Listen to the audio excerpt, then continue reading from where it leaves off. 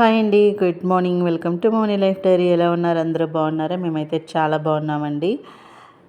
అసలు బాగా ఇసుకిచ్చేస్తున్నారు వీళ్ళిద్దరూ, చిన్న కన్నా. ఇంక అందుకే నేనేం చేశానంటే, మీరు కూరగాయలన్నీ కూడా సపరేట్ చేసి ఫ్రిడ్జ్లో పెట్టండి అని చెప్పి ఇద్దరిని కూర్చోబెట్టాను. ఇంకా కన్నాకేమో ఉల్లిపాయలు ఇచ్చారనమాట, చిన్నాకేమో మామూలుగా తెలుగులో అన్ని కూరగాయల పేర్లు తెలుసు కాబట్టి ఇంకా తనకు చెప్పాను.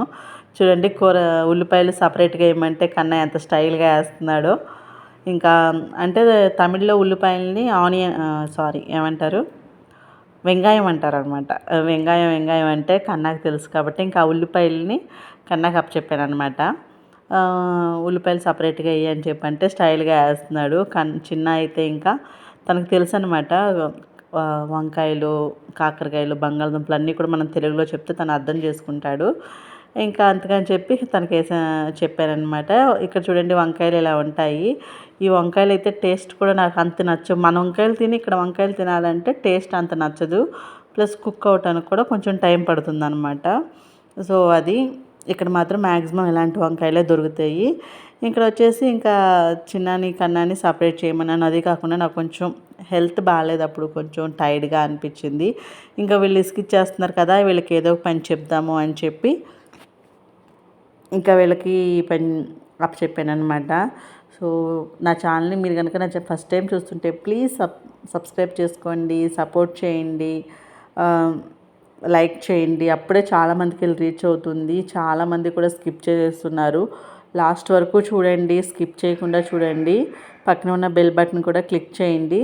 సో మీకు ఎవరి ఇష్టం, చిన్న ఇష్టమా కన్నా ఇష్టమా? చిన్న అయితే యాక్టివ్గా ఉంటాడు, తన పని తను చేసుకుంటాడు. ఒక్కొక్కసారి మూడ్ బాగుంటే కనుక చెప్పిన పని చేయడం అనమాట. కన్నా కూడా సేమ్ అంతే, ఇద్దరు యాక్టివ్గానే ఉంటారు. కాకపోతే కన్నా అల్లరి ఎక్కువ అనమాట. ఇంకా వాళ్ళ పని అయిపోయాక ఫ్రిడ్జ్లో పెట్టేసారు కూరగాయలన్నీ కూడా. ఫ్రిడ్జ్లో పెట్టేసినాక ఇద్దరికి దోశలేసి ఇచ్చాను. ఇస్తే ఇంకా చిన్న నాకు వద్దన్నాడు. కన్నాకి ఇస్తే చూడండి, అసలు ఇల్లు అంటే గందరగోళం చేసేస్తారనమాట. చైర్లు చూడండి ఎక్కడ పెట్టారో, సోఫా మీద పెట్టారనమాట.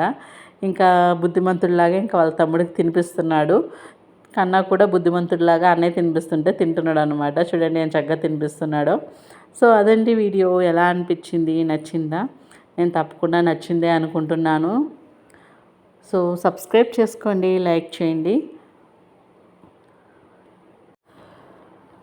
పిల్లలు పెద్ద అయ్యే వరకు కొంచెం ఇల్లు అలాగే ఉంటుంది, గందరగోళంగానే ఉంటుంది. మనం పెట్టిన వస్తువు పెట్టిన చోట ఉండదు, తీసిన వస్తువు తీసిన చోట ఉండదు, అంతా కూడా గందరగోళంగానే ఉంటుంది. ఇంకా కొన్ని సంవత్సరాలకు వాళ్ళకి వివరం తెలిసేంతవరకే.